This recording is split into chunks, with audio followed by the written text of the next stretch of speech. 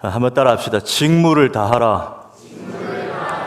예, 직분이라고 해도 되지만 오늘 본문의 5절에 그대로 나와 있는 표현 그대로 제가 제목을 땄습니다. 직무를 다하라. 오늘 이제 민수기 18장인데 제사장의 직분, 직무에 대해서 하나님이 지침을 주신 겁니다. 근데 제가 한 2, 3주 동안 계속 말씀드렸지만 이게 제사장에게 주신 말씀이라고 해서 당시 제사장만 제사장이 아니라고 했어요. 이 시대에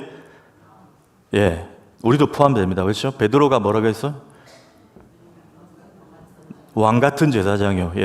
만인 제사장. 우리에게 주시는 말씀도 된다 그랬습니다. 이 부분을 통해서 우리가 교회에서 섬기는 직분과 직무에 대해서 하나님 어떤 교훈을 하시는가 귀를 열고 또 마음을 열고 한번 몇 가지 생각해 보겠습니다. 첫째, 직분은 혹은 직무는 영광보다 책임이 더 크다는 것을 가르치고 있습니다. 영광보다 책임이 더 큰 자리다. 자, 1절 한번 읽어볼까요? 1절 읽습니다. 시작. 여호와께서 아론에게 이르시되 너와 내 아들들과 내 조상의 가문은 성소에 대한 죄를 함께 담당할 것이요 너와 내 아들들은 너희의 제사장 직분에 대한 죄를 함께 담당할 것이니라. 여기 담당할 것이요 담당할 것이니라 했는데 이거를 표준 세번역으로 한번 보겠습니다. 자, 주께서 아론에게 말씀하셨다. 성소를 범한 죄에 대해서는 너와 너희 아들들과 너와 함께 있는데 아버지 집 식구들이 책임을 진다. 그렇죠? 그리고 제사장 직분을 범한 죄에 대해서도 너와 너에게 딸린 아들들만이 책임을 진다. 제사장으로서 성소에서 어떤 일을 행할 때 죄와 허물을 범하면 그 직무에 대해서 한 일에 대해서 그 직분자는 책임을 져야 된다. 굉장히 무거운 말씀. 담당하다는 표현을 세 번역은 책임을 진다라고 조금 다르게 번역을 했습니다. 여러분, 직분은 명예는 아니지만 영광스러운 부분도 있습니다. 우리가 뭐 어떤 타 교단의 다른 교회는 은퇴를 해도 뭐 명예 장로, 명예 권사 이런 게 있는데 저는 개인적으로 뭐 바람직하다고 보기 힘들다 이렇게 생각합니다. 왜? 직분 자체가 명예는 아니기 때문에. 우리 교회는 그냥 은퇴 장로님 혹은 원로 장로님, 은퇴 권사님 이렇게 이제 부르죠. 그렇지만 명예는 아니지만 영광스러운 측면도 있습니다. 가령 이런 거죠. 저를 예를 들어 볼게요. 저 같은 사람이 목사가 되었다. 이것은 기적과 같은 일이죠. 가문의 영광입니다. 저 같은 사람이 이 목사라는 직업을 가졌다는 게 가문의 영광이 아니고 목사의 가장 큰 직무는 뭡니까, 여러분? 하나님 말씀을 증거하는 거예요. 여기 올라가서 말씀을 증거하는 일은 여러분 위대한 일입니다. 이건 제가 간증하는 자리가 아니잖아요. 그렇죠? 하나님의 말씀을 받아서 제가 묵상하고 우리 성도님들이 알아들을 수 있게 또 적용할 수 있게끔 그렇게 이제 준비해서 전달하는 거. 놀라운 일이. 이 죄인이 하나님의 말씀을 받아서 증거한다. 이것은 여러분 정말 우리 교단의 한진환 목사님 아시죠? 한진환 목사님의 책 중에 설교자의 영광이란 책이 있어요. 설교를 할 수 있다는 것이 얼마나 영광스러운가. 이거는 정말 목사들만 알 수 있는, 정말 만끽할 수 있는 은혜죠. 정말 영광입니다. 그런데 그 영광스러운 면도 있지만 책임도 막중합니다. 제가 말씀을 혹 잘못 해석하고 소홀히 준비해서 말씀을 잘 못 전했다. 그럼 여러분 저에게 맡겨진 영혼들을 다 잘못된 길로 인도하는 엄청난 비극이죠, 여러분. 그래서 분명히 하나님 말씀을 전하는 것은 영광스럽지만 거기에 따른 책임도 너무너무나 무겁다는 거예요. 그래서 야고보 선생님이 뭐라고 했느냐? 야고보 3장 1절에 읽습니다. 시작. 내 형제들아 너희는 선생된 우리가 더 큰 심판을 받을 줄 알고 선생이 많이 되지 말라. 가르치는 일을 많이 이 자리가 좋은 자리가 아니라는 거예요. 왜? 하나님 책임을 묻는다는 거예요. 굉장히 두려운 말씀이죠. 그냥 우리 대충 가르치면 되겠지 좀 웃기고 울리면 되겠지 이게 아니고요. 하나님이 책임을 묻는다는 거예요. 더 큰 심판을 받는다. 제가 우리 항존직도 한번 언급을 해볼게요. 여러분 장로라는 직분은 어떻습니까? 한국교회 대부분의 절대적인 건 아니에요. 대부분의 성도님들이 장로가 되기를 원합니다. 혹 자녀들은 우리 아버지가 장로가 되었으면, 또 부모님들은 우리 아들이 장로가 되었으면, 대부분의 정서가 그래요. 물론 안 그런 분도 있겠지만 장로라는 직분은 너무 귀하죠. 특히 장로교에서의 장로는 굉장히 중요한 포지션이고 귀한 직분입니다. 그런데 여러분, 그 장로가 되기를 그렇게 너무 원한다는 것은 어찌 보면 장로라는 직분을 너무 영광스러운 자리로만 생각해서 그럴 수 있다는 거예요. 너무 좋은 쪽으로만. 여러분, 장로교회, 장로로 교회를 섬기는 것이 쉬워 보이십니까? 장로님 아닌 분들 한번 생각해 보십시오. 장로님들은 가만 계시고. 제가 이 장로님들 앉아 계셔서 그런 게 아니고요. 장로님들 한 번씩 진짜 불쌍할 때가 있습니다. 너무 이게 여러분 쉽지 않아요. 절대 명예로운 자리 아니고 영광스러운 자리 아닙니다. 혹 어떤 분들은 몇 주에 한 번씩 대표 기도하고 한 달에 한 번씩 당회하고 그게 장로의 직무가 다가 아닌가 이렇게 오해하실 수 있는데 그렇지 않아요. 보이지 않는 일들이 수고와 고민과 몸부림과 헌신이 여러분이 다 모르는 것들이 여러분 훨씬 많습니다. 절대 장로로 일한다는 게 쉽지 않습니다. 제가 대표기도 방금 언급했는데 대표기도 여러분 쉬운 것 같으세요? 특히 주일 낮 예배 때 그 무게감은요 굉장히 무겁습니다. 제가 금요철야 설교하는 거하고 수요일 설교하는 거하고 주일 낮 예배, 주일 오후에 설교하는 거 다 달라요. 근데 주일 낮 예배 때는 제일 어렵습니다. 제가 막 그냥 하는 것 같죠? 진짜 어려워요. 왜? 주일 낮에는 어린 자녀들부터 노년의 어른들 다 동시에 앉아 계시죠. 지난주에 교회 오신 분부터 50년 예수 믿은 분 앉아 계세요. 그분들에게 30분 동안 다 이해시키려고 설교하는 거 여러분 쉽지 않아요. 기도 쉽지 않습니다, 여러분.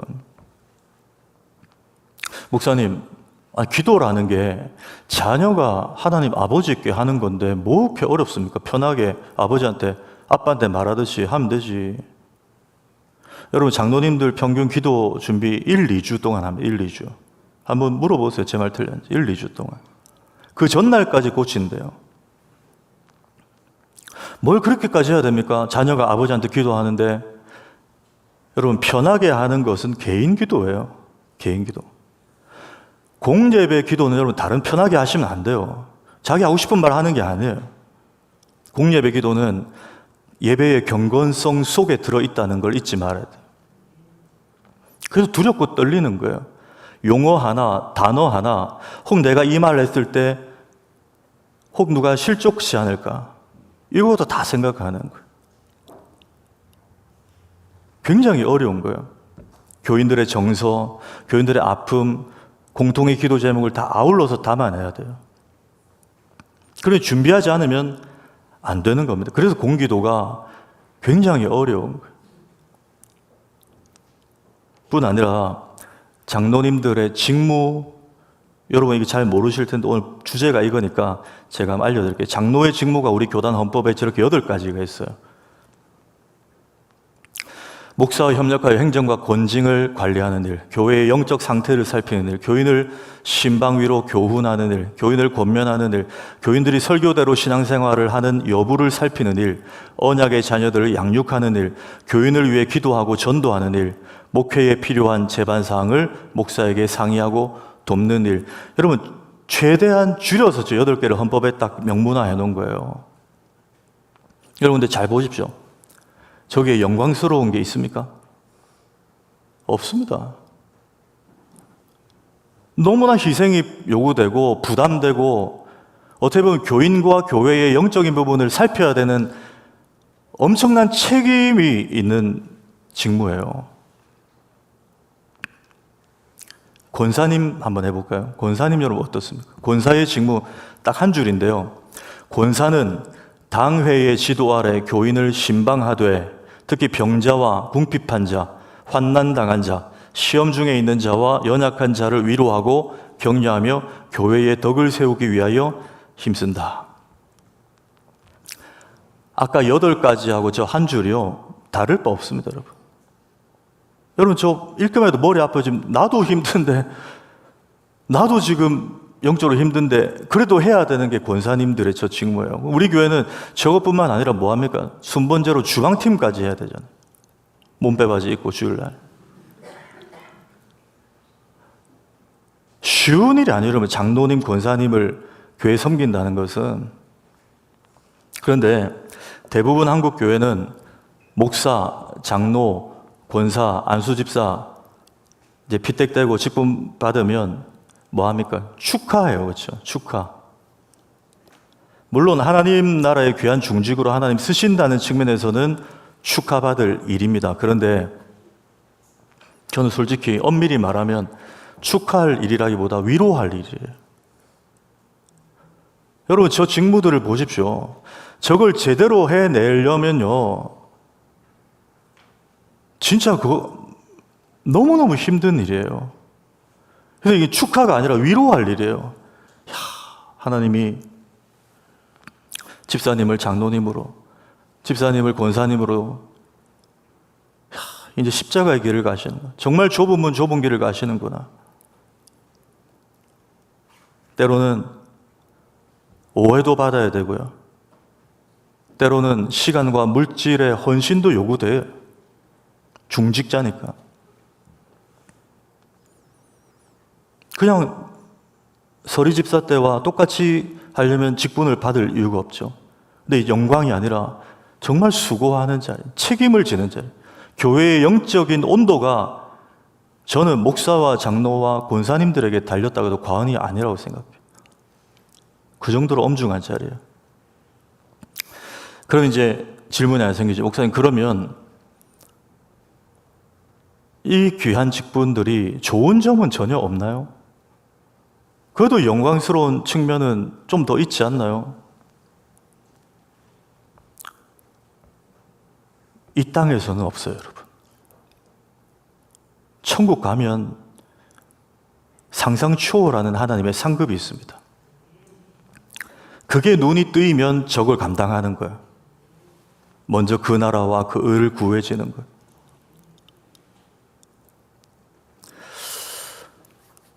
이런 유머가 있습니다. 목사님 한 분하고 장로님 한 분하고 집사님 한 분, 이 세 사람이 죽어서 천국에 갔어요. 다행히 천국에 갔대요. 갔는데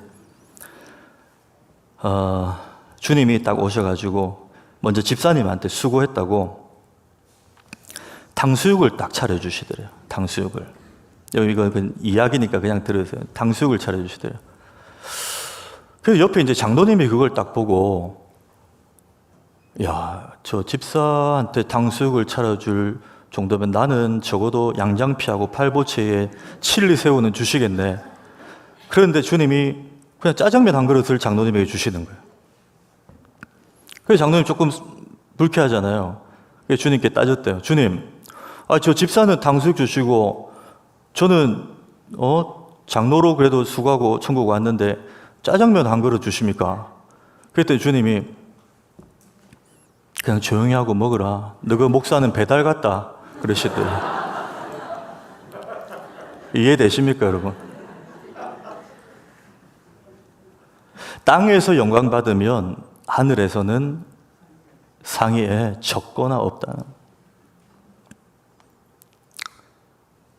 여러분, 부민교회에서 직무가 있으시다면 힘써 책임을 다하십시오. 지금 배달 다니셔야 천국 가면 탕수육 드시는 거예요. 예.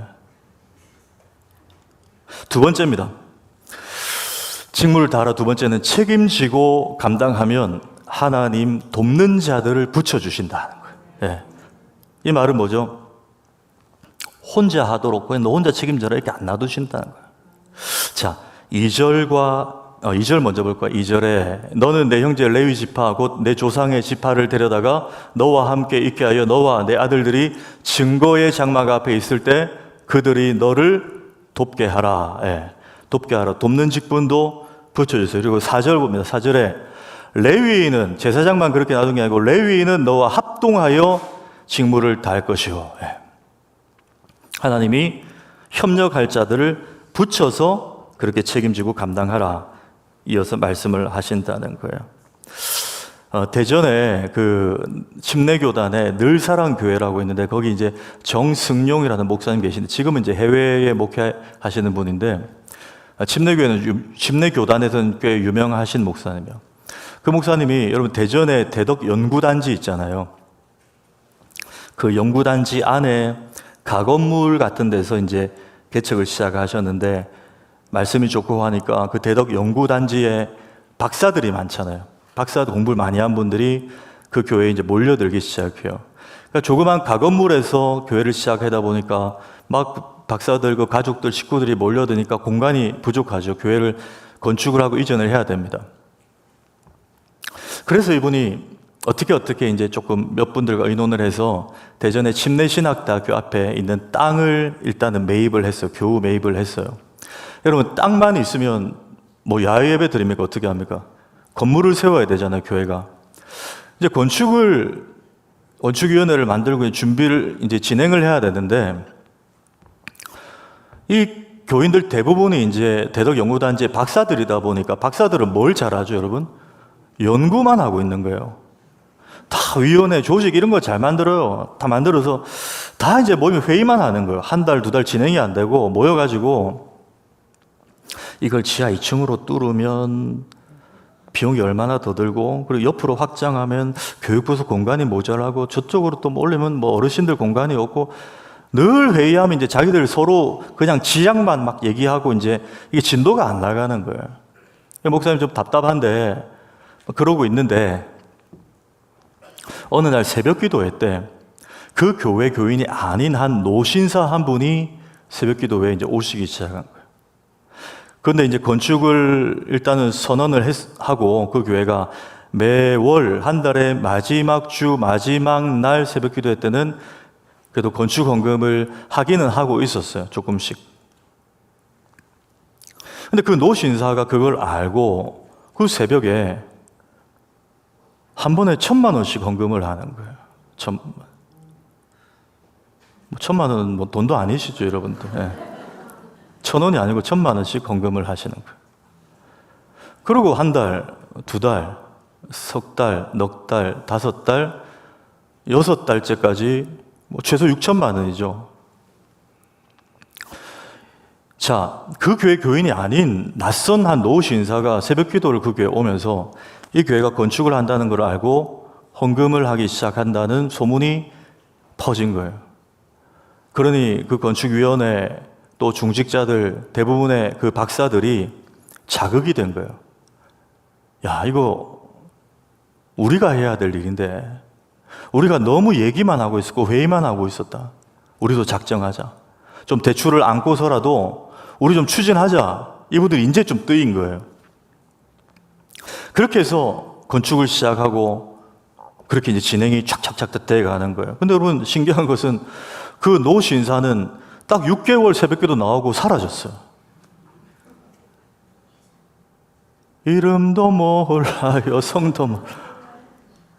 마치 멜기세덱 같은, 어디서 온지도 모르는데 그냥 그 교회 동기부여만 탁 하고 사라진 거예요. 정승용 목사님은 그분을 두고 하나님이 붙여주신 분이다. 미국의 달라스에 목회하는 목사님 이야기인데 그 교회도 이제 개척을 하고 교회가 수적으로 좀 부흥을 했어요. 그런데 뭐 돈이 많은 교회가 아니었어요. 그래서 이거 어떡하지? 교회가 지금 꽉 차고 포화 상태인데 어떡하지? 그러던 중에 바로 옆 동네에, 미국은 그런 일들이 많대요. 옆 동네에 타 교단 교회가 건축한 지 6개월 된 건물인데 이 교회가 그만 뭐 조금 갈등이 있어서 교인들이 뿔뿔이 흩어진 거예요. 그 교회를 내놨어요. for sale 내놨어요. 그래서 그 이제 금액이 좀 딜이 돼가지고 그 교회를 샀어요. 이제 옆 동네지만 여러분 이사를 해야 되죠. 여러분 교회가 이사를 하면 우리 가정집 하나 이사하는 것도 얼마나 몸살합니까? 교회가 이런 것들 다 들고 이제 이사를 해야 되면 대이동이잖아요. 근데 재정도 마땅치 않고 어떻게 돈을 아껴야 되는데 이 이사 비용도 만만치 않은 거예요. 엄청난 이 크기의 이사니까. 그 목사님이 그 고민하고 기도하던 중에 다른 교회 성도님인데 이제 수평 이동을 해서 그 교회에 딱 오신 거예요. 등록을 하셨어요. 알고 보니 그분이 프랜차이즈 이삿짐 센터 업체 대표인 거예요. 진짜로 여러분. 그래서 이분이 이제 교회가 이사를 해야 되는 거 알고 목사님한테, 목사님 이번 교회 이사는 저한테 맡겨주십시오. 제가 알아서 다 하겠습니다. 그래서 그분이 모든 장비와 인력을 동원해가지고 며칠에 걸쳐서 교회 이사를 다 이렇게 했어요. 은혜 가운데. 근데 목사님 마음이 좀 찝찝하고 죄송하잖아요. 그래서 그 분을 만나서 교회가 그래도 공짜로 그렇게 할 수 없습니다. 비용을 말씀하시라고 어떻게든 제가 마련해 보겠다. 그랬더니 그분이 목사님 섭섭합니다. 제가 뭐 돈 바라고 그런 건 줄 압니까? 저 봉사한 겁니다. 전혀 신경 쓰지 마세요.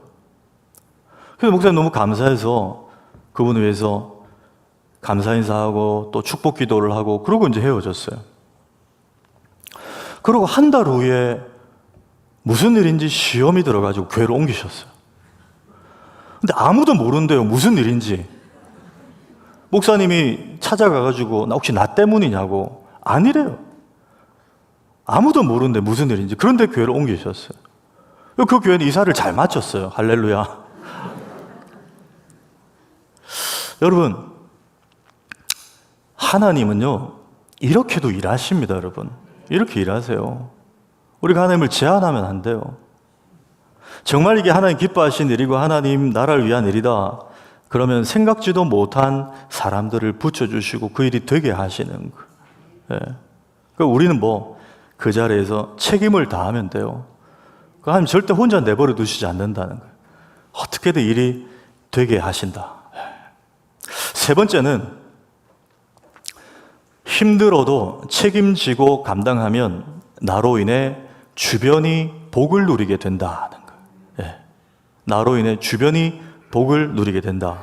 자, 5절 한번 볼까요? 5절에 이와 같이 너희는 성소의 직무와 제단의 직무를 다하라. 그리하면 여호와의 진노가 다시는 이스라엘 자손에게 미치지 아니하리라. 이스라엘 자손에게 하나님의 진노가 미치지 않을 조건은 뭐라고요? 우리가 직무를 다할 때 하나님이 진노하지 않겠다는 거예요. 그러니까 우리 각자가 직무를 다하면 다른 사람이 복을 받는다는 원리잖아요. 저는 우리 부민교회 성도님들, 제가 지난주도 설교 중에 난제배 때 그런 적용을 했지만 신우회도 좋고 기도 모임도 좋은데 그것도 하시면서 여러분의 직장과 일터와 우리 학생들의 캠퍼스와 학업의 현장에서 여러분의 성실함과 정직함 때문에 여러분 주변이 살아나는 역사가 있기를 축복합니다. 예. 야, 저 직원은 누군데 저렇게 잘하는, 열심히 하냐? 알고 봤더니 부민교회에 다니는 거예요. 쟤는 뭐냐? 근데 저 길 건너 교회고.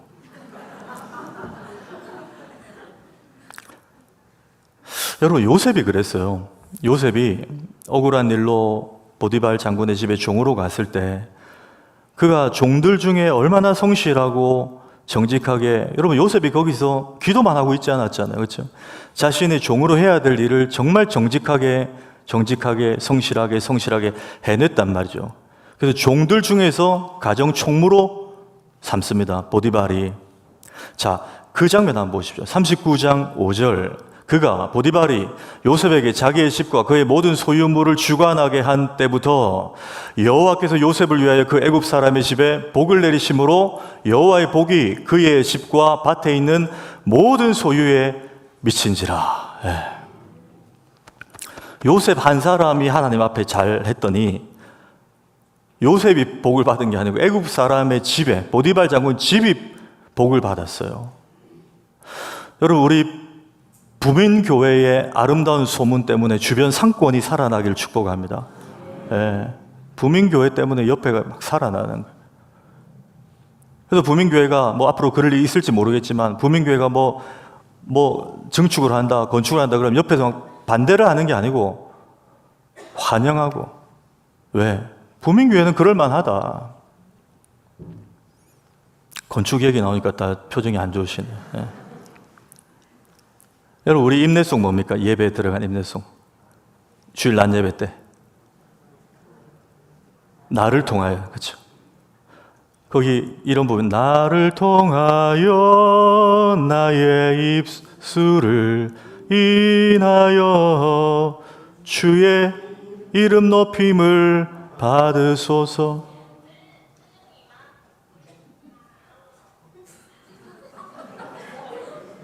지금 저 환청 들은 거 아니죠? 예.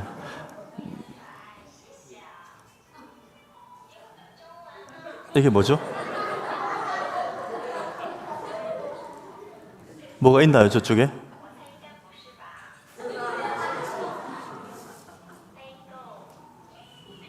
아, 저 중층에 누가 있나 본데, 예. 한번 도움의 손길이 필요한 것 같습니다. 예. 나를 통하여 나의 입술을 인하여. 이렇게 아무것도 아닌 척 연기하는 게 힘드네요. 예. 나를 통하여 나의 입술을 인하여 주의 이름 높임을 받으소서. 특별히 여러분 다 수고하시지만 제가 토부 한번 얘기할게요. 우리 토부 워십 꼭 기억하세요. 지금 이제 6개월 차 됐잖아요. 힘들죠? 그렇죠? 체력적으로도 힘들고 여러 가지 힘들어요. 근데 여러분 기억하십시오. 여러분 때문에 성도님들이 살아나고 있어요. 네. 진짜 제가 그 얘기를 너무 많이 듣고 있어요. 어떤 분들은 막 찬양이 짧다, 목사님 설교를 줄여라, 찬양이 짧다. 예. 너무 좋다는 거예요. 심지어 진짜요, 우리 본교회 교인 말고 다른 교회에서 오시는 분들 여기 계시거든요. 다른 교회 분들도 그런 말씀하세요. 찬양 때문에 살아나고 있다고. 한 주간 영적으로 묵은 체증이 내려가고 정말 마음이 치유된다는 거예요. 여러분 그거 기억하시면 힘들어도 감당하시길 바랍니다. 예, 예. 여러분 때문에 사람이 이제 힘들단 말 못하겠죠. 진짜 그래요. 진짜 살아나고 있어요. 여러분 정말 예배 시간에 죄송하지만 토부 한번 축복의 박수 하겠습니다. 예.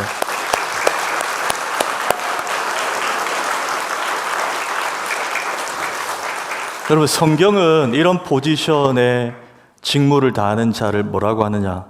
화평케 하는 자라 그래요. 피스메이커라 그래요. 자, 주님이 산상수훈에서 마태복음 5장 9절에 읽습니다. 시작. 화평하게 하는 자는 복이 있나니 그들이 하나님의 아들이라 일컬음을 받을 것이며. 예. 이 말이 무슨 말이죠? 어느 한 사람이 그 공동체에 싹 들어가면 주변이 살아나는 거예요. 분위기가 살아나는 거예요. 그렇게 하는 사람이 하나님의 자녀라는 거예요. 거꾸로 말하면 하나님의 자녀는 피스메이커가 돼야 된다는 거예요. 우리 교회는 안 계시겠지만 혹 이 사람이 오면 다툼이 생기고 분위기가 싸해지고 갑자기 전화도 안 하는데 사람들이 전화 받고 나가고 뭐 이렇게 되면 피스메이커가 아니에요. 불협화음을 내는 사람이에요. 피스메이커는 하나님의 자녀라고 일컬음 받는 것과 동등하다는 거예요. 여러분 하나님의 아들, 딸은 밟는 땅마다 주변을 살아나게 하는 사람들이에요. 그걸 기억하셔요. 그럼 우리가 함부로 살지를 못해. 왜? 내가 하나님의 자녀니까. 그래서 우리 교회도 그런 분들, 그런 어르신들이 많이 계세요. 저분 보면 보기만 봐도 은혜 같아요. 저분과 잠깐 만나서 얘기를 하면 막 충전이 돼요. 어떤 분은 막 기가 빨리는 분도 있는데 어떤 분은 충전이 돼요. 저는 그런 분들을 피스메이커보다 더 귀한 편, 하나님의 보조 배터리다. 진짜 하나님 보니 보조 배터리예요. 요즘에는 꽂아서 충전되는 거 있지만 딱 대놓으면 충전되는 게 있거든요. 그분에게 기대고 싶은 분들이 있어요. 그냥 힐링이 되고 만나면 충전해. 저분은 나의 피스메이커다. 주님이 너희는 세상에 뭐라 그랬어요? 예, 여러분 요거 혼돈하시면 안 됩니다. 빛과 소금이 되라고 하지 않으셨어요. 이미 빛과 소금이라. 예. 그게 우리의 정체성이에요. 빛과 소금이 되는 게 아니에요, 여러분. 빛과 소금이에요. 그럼 여러분, 빛은 뭡니까? 어두운 공동체에 그분이 가면 살아나야 정상이에요. 그렇죠? 아멘이십니까? 내가 갔는데 또 죽어버리면 안 돼요. 더 어두워진다. 문제 있는 거예요. 소금은 뭐죠? 제가 국으로 비유해 볼게요. 딱 맞는 간을 내주는, 꼭 필요한 사람이에요. 그 공동체를 썩지 않게 하는 거예요. 길게 유지하게 하는 두 가지 기능이 있어요. 그렇죠? 꼭 필요한 사람 되는 거예요.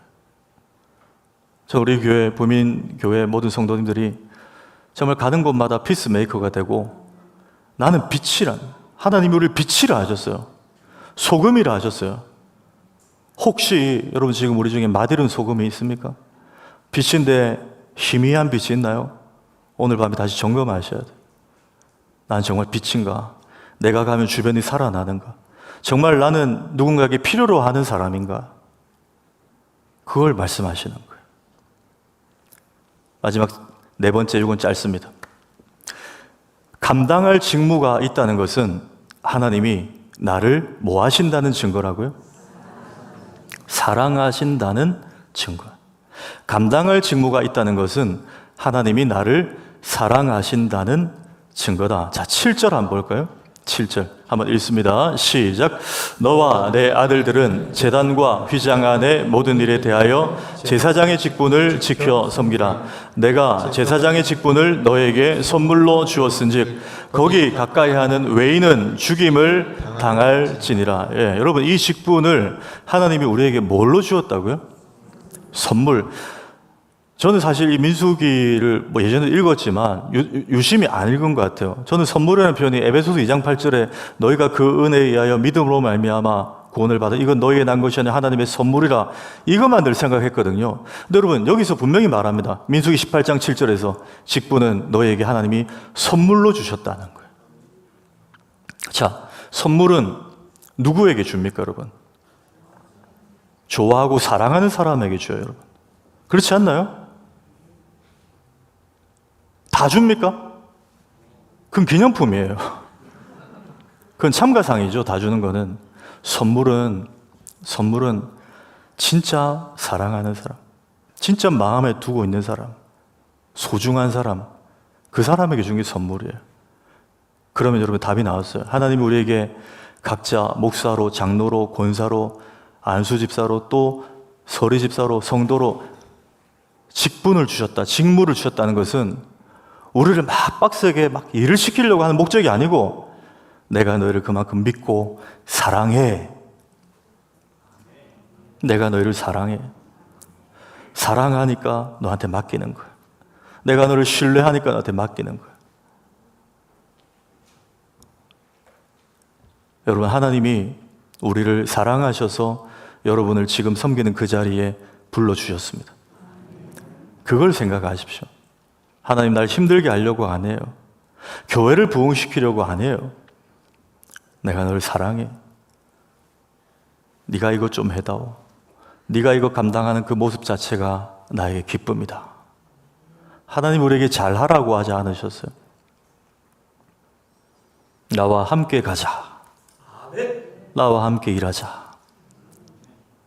그걸 선물로 주셨다는 거예요. 오늘 이 밤에 직분과 직무에 대해서 우리 간략하게 한번 살펴봤습니다. 우리 부민교회가 박현명 목사와 교육자들만 교회를 치워져 가게 하는 그런 일꾼들이 아니라 저와 우리 모든 직분자들과 모든 성도님들이 함께 부민교회를 치워가기를 축복합니다.